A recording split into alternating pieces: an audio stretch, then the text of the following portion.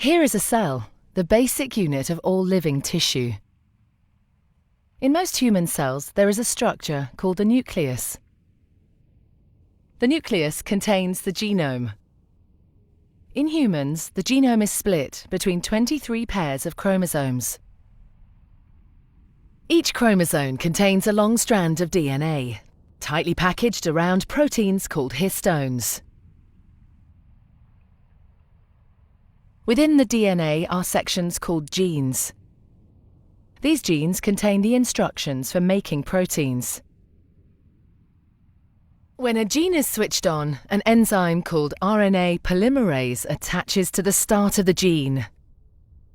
It moves along the DNA, making a strand of messenger RNA out of free bases in the nucleus. The DNA code determines the order in which the free bases are added to the messenger RNA. This process is called transcription. Before the messenger RNA can be used as a template for the production of proteins, it needs to be processed.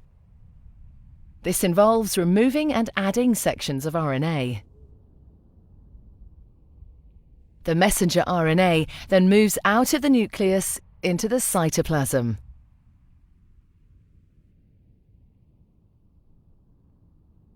Protein factories in the cytoplasm, called ribosomes, bind to the messenger RNA.